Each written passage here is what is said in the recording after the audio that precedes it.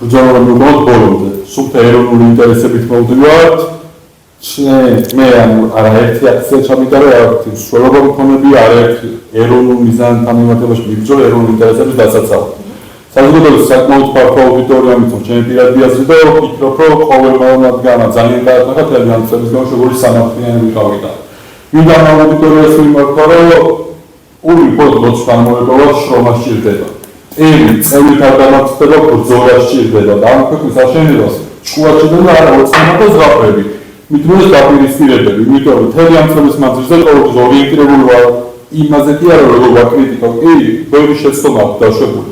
მაგრამ ორიენტირებული ვარ იმაზე, თუ საქმე როგორ ვაკეთებ, იმიტომ რომ რაც ჩვენ ქვეყანაში ჭირს, ეს არის ის დიდი უბედურება, რომ კრიტიკის და ერთმანეთს ჭორობის თუ ღვიძლიციზმის არ აღწევაგები. და საქმის კეთება არის უმნიშვნელოვანესი დღევანდელ რეალობაში. მithumetes ის დაკვალიფიცირებით, რომ მე რამოდენიც ვიედი შემდეგ, მე ჩემს აქცენტ მთავრობა არ ყოფილა ლეგიტიმური, სამართლებრივადაც ვფიქრობ, აღსადგენია რა თქმა უნდა საბოლოო მიზნებში და დღეს მომავალ თაობას უნდა ვამბობთ ის სწორი რწმენა თუნდაც რა არის, ამიტომ ვკითხავდი რელიგიის დაბრუნება სკოლებში, სამხედრო აკუთვნილებს იმიტომ ვკითხავდი სკოლაში და ერთი ცხოვრებით გავამივიდა და იმ საზოგადოების ფართო მასშტაბით ჩავთვლით, რომ ჩვენი ჯარი კარგია, მაგრამ ამ ჯარს უნდა ყავდეს უკან ის ძალა, რომელსაც უკვე საზოგადოება ჰქვია. ვიტყოდი შობადობის წახალისება, საერთო ანაზღაურების დაწესებების ქართული მიწებულ სხვა ეროვნული წარმომადგენლებზე არ გაიყიდოს და არ ჩანაცვლდეს საქართველოს თავი ქართველი ერი, როდესაც ჩვენ ძალიან დააწყებათ, თუნდაც კურიერი გამოუწევთ, უკვე სხვა ეროვნული წარმომადგენლები გვხვდებია. იმდენ მიზანზე ნაბრძოლე, მათ შორის სავალდებულო ვაქცინაციის წინააღმდეგიც ვიყავ, ვისაც უნდა აცრებულიყო, მაგრამ დისკრიმინაცია იყო, თუნდაც მწვანე პასპორტი, როგორც წითელი პასპორტის დისკრიმინაცია სამართლებრივ ენაზე რომ ვისაუბროთ.